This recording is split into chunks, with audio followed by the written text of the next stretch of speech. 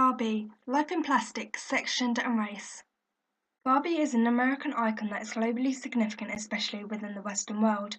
Exercising representations of a beautiful white all-American woman, she quickly became popular after her creation in 1959 and remains so today, for she cannot rot, wrinkle, overdose or go out of style, because there are people whose full-time job it is to continually reinvent her.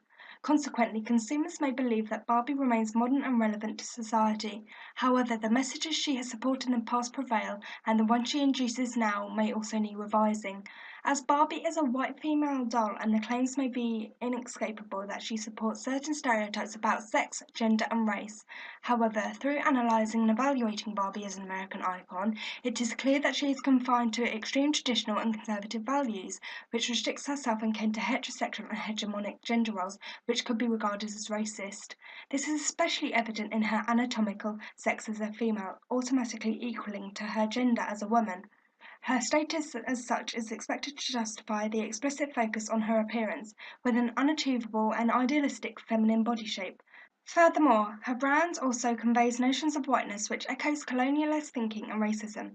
This is clear in the lack of racial diversity in Barbie, and the attempts to achieve this have often led to dolls reflecting simplistic stereotypes of ethnic minorities, deeming them unrepresentative. Consequently, this essay investigates the ideologies that Barbie represents in terms of sex, gender and race as an American icon. Barbie's primary attribute as a doll with female reproductive features is that she is automatically presumed to be a woman, and through this assumption all aspects of her personality and sexuality are read, which raises questions about stereotypes revolving around sex and gender that she represents. However, if we believe the prevailing and commonly accepted theory that gender is on a spectrum and not fixed to one's biological sex, Barbie's binary gender system is problematic and potentially harmful.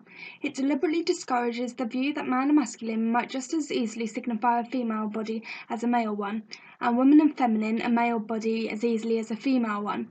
Yet Mattel does not distinguish, or perhaps does not see, a difference between sex and gender, and their depiction of Barbie being female, and thus presented as a woman, therefore excludes the trans and non-binary communities. According to Judith Butler, if gender is the cultural meanings that the sexed body assumes, then a gender cannot be said to follow from a sex in any one way. Taken to its logical limit, the sex-gender distinction suggests a radical discontinuity between sexed bodies and culturally constructed genders. With Barbie being purely just a sexed body made out of plastic, we see the extent to which gender is culturally constructed around her. Mattel adheres to gender stereotypes such as sexualizing Barbie and deciding that because she is female, she must have big breasts, long hair, and makeup, in an effort to guarantee she is never perceived to be anything other than a woman. They are concerned to avoid any characteristics that might be seen as male or even androgynous, leads them to design a doll that pursues so-called feminine physical characteristics to the point of caricature. Another key aspect of Barbie's performance as a woman is her sexuality. Judith Butler poses the question, to what extent does the category of women achieve stability and coherence only in the context of this heterosexual matrix? Indeed, culturally for both men and women, their gender identity is seen to be validated by heterosexual status, and this is particularly true of the Barbie and Ken dolls. Mattel ensured Barbie was to be shown to be heterosexual by the introduction of Ken as her boyfriend. That he was the first accessory the company produced demonstrates the priority the company placed on affirming Barbie as an acceptable heterosexual woman. Barbie and Ken are required to fit the traditional and mainstream societal expectations in order to sell. At one point, when the belief was the heterosexuality of the dolls broke down, it impacted on the sales of that doll. Lucille highlights the instance of the production of a version of Ken called Earring Magic Ken, which put the company in a difficult position as having long denied that there is sexual subtext to their dolls. Mattel suddenly found himself in the position of having to assert Earring Magic Ken's heterosexuality. In the end, the branded gay Ken caused outrage and would not sell. Therefore, he had to be removed from the shelves. Mattel dolls can therefore be seen to directly reflect the heteronormative society that they are a product of. Barbie not only reflects the culture that has created her, she has also created part of that culture. Theoretical ideas regarding signifiers and the simulacra linked gender to a symbol and thus creating a body image ideal. As Ryan states, these dolls became an extension of the girls. Through the dolls, each child dreams of what she would like to be. This is harmful for young girls as Barbie has such an unrealistic proportions and sexualized body. Many critics have picked up on the overly sexed body. Barbie dolls may convey a sexualized world to young girls.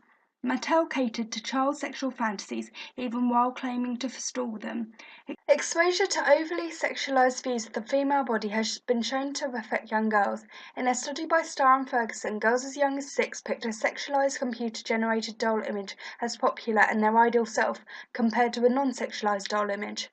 The problem with introducing young girls to the sexualization of women is that they then associate the identification of women with sex, a conflation of the category of women with the ostensibly sexualized features of their bodies, and hence a refusal to grant freedom.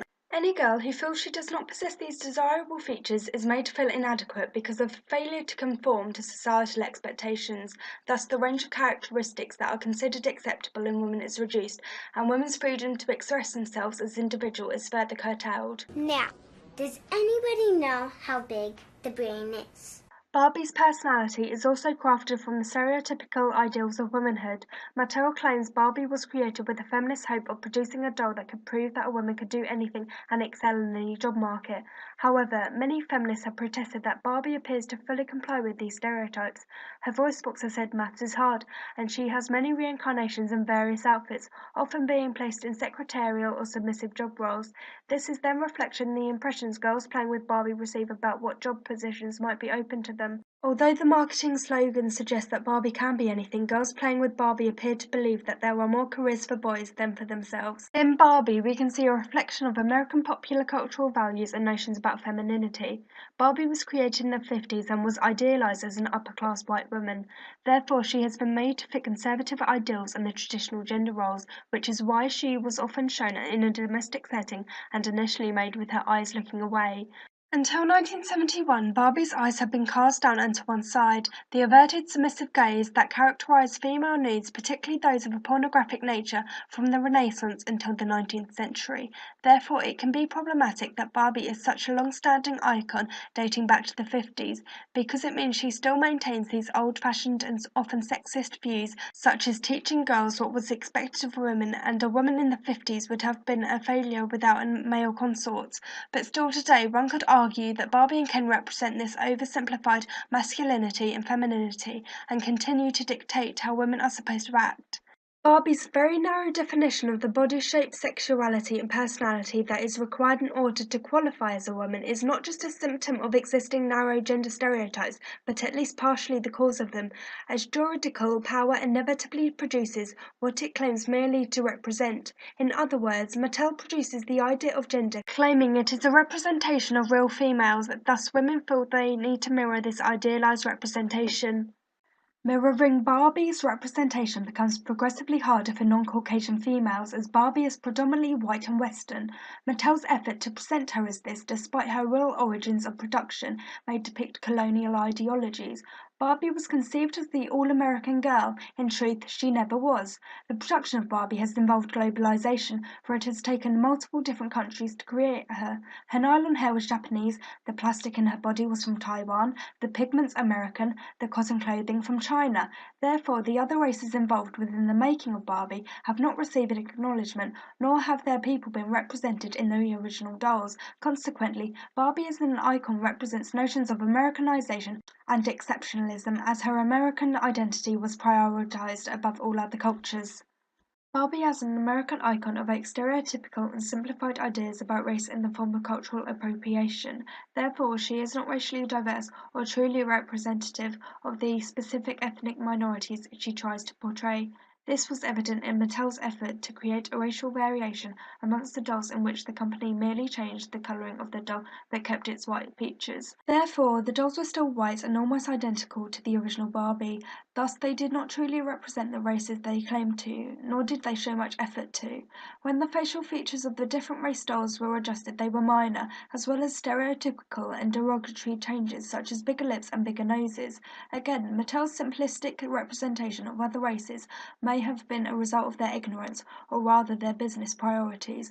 Racial diversity and political correctness have been deemed less important than profit, which could be gained easiest by mass marketing, the discursively familiar by reproducing stereotyped forms and visible signs of racial and ethnic difference.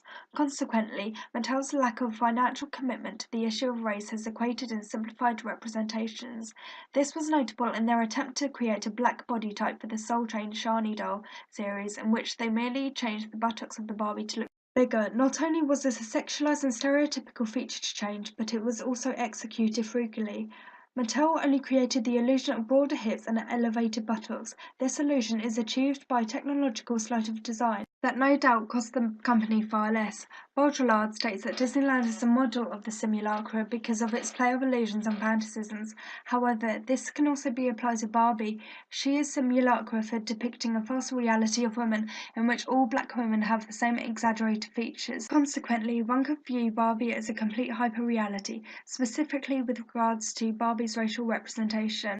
The company received complaints and backlash for their lack of racial representation, and thus Mattel endeavored to improve this, for they sought advice from black parents and specialists. However, the company was not willing to follow the advice of such experts, but doing so would entail a retooling that would cost the corporation more than the price of additional dyes and fabrics. Hence, Mattel was clearly more concerned over profit than ethically, for Edisu notes, to be profitable, racial and cultural diversity, global heterogeneity, must be reducible to such common reproducible denominators as color and costume. Race and racial differences must be reducible to skin color, or more correctly to the tint of the plastic poured into each Barbie mold. Therefore, culture must be simplified and thus appropriated to sell. DeSalle states that cultural theorists have long argued that race is socially constructed rather than biologically determined. This is reflected in Mattel depicting African American women as Barbies with cliched features that are not genuine or factual, which appeals to these stereotypes in order to make his creations affordable. However, Mattel's modern collection has tried to offer a more positive and representative construction of ethnic Barbies by introducing more variation. In 2015, the company presented 23 new dolls with varying skin and hair color, and the 2016 Fashionista line will include 3 new body types: tall, petite, and curvy, 7 different skin tones, 22 eye colors, and 24 new hairstyles. This may reflect societal change and our postmodern awareness of race, as Mattel has now clearly focused his efforts towards representing a wide variety of races appropriately. This has occurred to the extent that the company has now actually changed the molds, which they were resistant to do before to save expenses. Thus they have corrected their priorities. This has improved the message regarding race that Barbie communicates, for more children can relate to her now. Therefore, Barbie's depiction of race has become more representative and positive. For instance, Rayner's first black Barbie blurred the lines between race, class, and gender because it became a symbol of acceptance, identity, and willpower.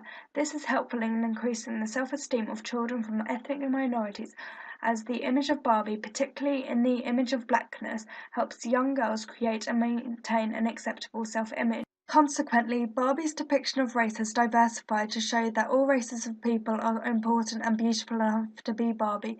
Accordingly, DeSalle states that ethnic Barbie dolls give little colored girls toys to play with that look like them. However, she also states that this seeming act of racializing the dolls is accomplished by a contrapuntal action of erasure.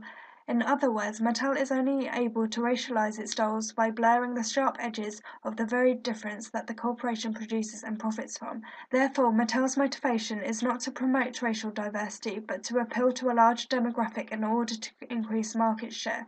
Even though Mattel has attempted to make Barbie more diverse and there has been an improvement in making Barbie less simplistic and stereotypical, it still has far to go. Promoting the Barbies is accomplished by blurring real difference and specific racial identities. Consequently, there is still a shortage of Barbies from non-white races, and the selection of those remain unrepresentative.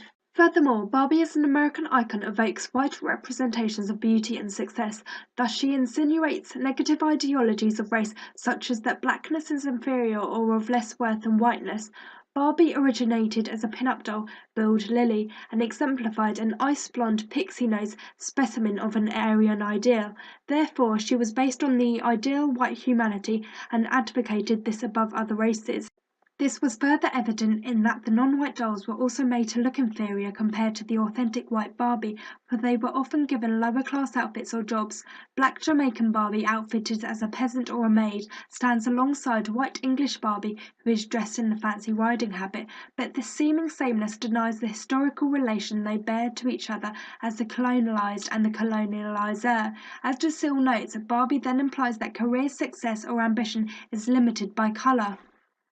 This also reflects the time Barbie derives from, which catalogues certain non-European and minority populations as cultures of poverty. Consequently, Barbie conveys a racial hierarchy and connotes imperialist ideologies of race, which deems whiteness to be at the apex and implying other races.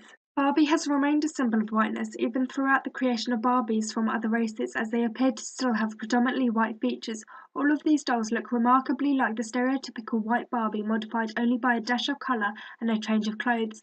Therefore, Barbie is still viewed as white, supporting Cecil's theory. The linguistic sign unites a concept and a sound image. The two elements are intimately united and each recalls the other. Consequently, there is a relationship between the sign and what it signifies, which is socially constructed. Thus, the sound image Barbie conjures up the concept of beauty, and as Barbie is predominantly white, this creates a relationship between whiteness and beauty, in which one suggests the other. This is a factor of how long Barbie remained in the market as exclusively white, so the white Barbie became synonymous with the Barbie brand. This was further enforced by the fact that colored Barbies came with different names, e.g. Shani. This is also manifested in the hairstyles of the dolls for the series of African American Barbies. The Shani dolls all had long hair. Consequently, Dislaimer states, in the face of such historically charged constructions, it is difficult for black children not to read the hair as different and that difference as ugly. By transplanting notions of whiteness onto dolls supposedly representing other races, Mattel implies that these differing races should aspire to achieve white beauty. The insistence to keep Barbie's skin or features white insinuates whiteness and white beauty to be superior. Thus, they depict a discriminative message about women from ethnic minorities. If Barbie is a woman who is presented as beautiful and she is chiefly white, as gender intersects with racial, class-ethnic, sexual and regional modalities of discursively constituted identities, it suggests that ideal women are white. In over-representing whiteness and encouraging it to be viewed as perfection, the dolls of differing color are thus compared to her and viewed as other. In isolating and separating other raced Barbies as different, Mattel insinuates their racial difference to equate to ugliness. Gerald Early, whilst talking to his daughter, states Lynette must have felt her difference as a kind of ugliness.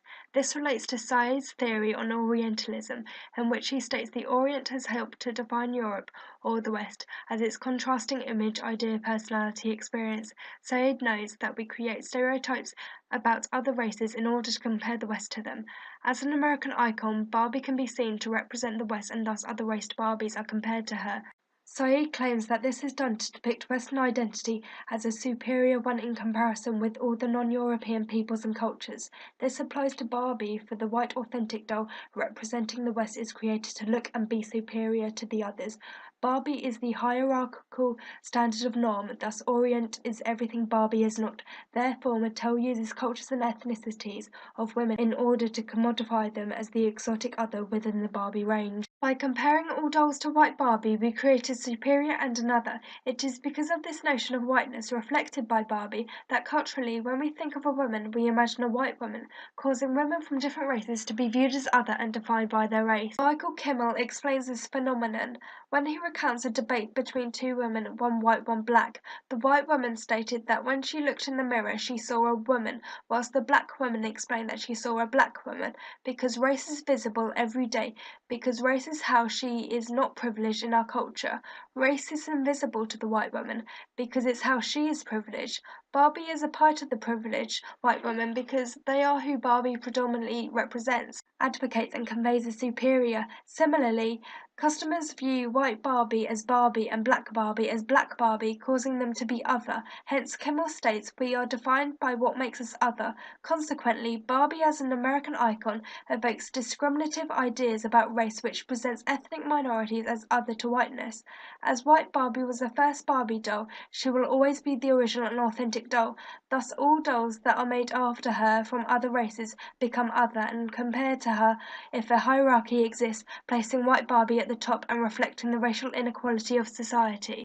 To conclude, it is clear that certain messages Barbie portrays may be unintentional. For instance, she was created with the objective of portraying that a female could achieve anything, and thus it could be said that she was not purposefully constructed to reinforce gender roles or create an expectation of what women would look like or act like.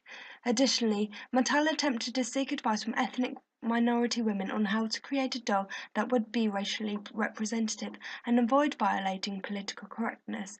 Similarly, they created multiple series of dolls in their attempt to reflect racial diversity. However, whether the depiction of Barbie was intentionally stereotypical in terms of sex, gender, and race or not is irrelevant. Barbie reflects society, not as a whole or the marginalized subcultures, but the mainstream of society. Thus, she reflects the ideologies of those who are empowered, the white patriarchy. Barbie might not have been created to purposefully reflect sexist or racist values and practices, yet she does. By creating Barbie to look Aryan and aesthetically pleasing, she is connoted as the ideal woman and is normalized as society's goal.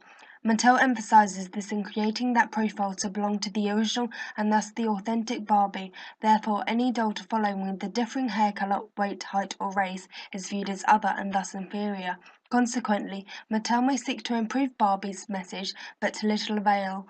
Both in the past and today, Barbie prevails as an American icon which continues to represent patriarchal and colonial ideologies in terms of sex, gender, and race. Hiya, Barbie. Hi, Ken. You want to go for a ride? Sure, Ken. Jump in. I'm a Barbie girl in the Barbie world. Life in plastic, it's fantastic.